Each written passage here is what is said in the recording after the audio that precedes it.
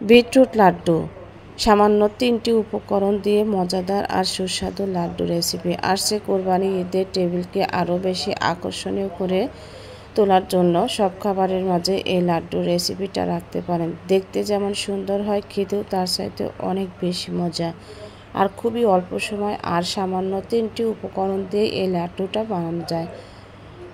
তো দেখেন, আমি একটা ভেঙে আপনাদের দেখিয়ে দিচ্ছি কতটা লোভনীয়, খেতে অসম্ভব মজা। তো সম্পূর্ণ ভিডিও আমার সাথেই থাকবেন, না হলে ভিডিওটা স্কিপ করলে মূল বিষয়টাই বুঝতে পারবেন না। তো এখানে আমি নিয়েছি হচ্ছে একটা বিটরুট কিন্তু আমি অর্ধেকটুকু নেব, পুরোটুকু কিন্তু লাগবে না। তো দেখতে পাচ্ছেন এখানে আমি যে খোসাটা পরিষ্কার করে ছাড়িয়ে নিয়েছি। তো আমি কিন্তু এর আগে বিটরুটটা সুন্দর করে ধুয়ে নিয়েছি। তো এখন আমি যে ছোট ছোট টুকরো করে কেটে নিচ্ছি। তো কেটে নেওয়ার পরে আমি ব্লেন্ডার জারের মধ্যে উঠিয়ে নিব।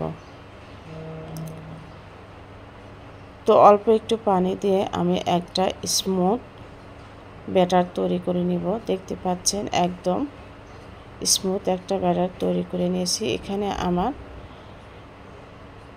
1 কাপের মতো হবে বিটরুটের জুস, আর দিয়ে দিলাম হচ্ছে হাফ কাপ চিনি। তো হাফ কাপ চিনি দিয়ে আমি অনবরত নেড়েচেড়ে যখন গরম হয়ে আসবে তখন আমি দিয়ে দেব হচ্ছে হাফ কাপ কোরানো নারকেল, একদম ফ্রেশ। এটা কিন্তু শুকনো নারকেলের গুঁড়ো, এটা আমি দোকান থেকে কিনে নিয়ে এসেছি। আপনারা ইচ্ছে করলে ভেজাটাও দিতে পারবেন, তবে এটা দিলে দ্রুত হয়ে যায়। আর দিয়েছি আমি 1/3 কাপ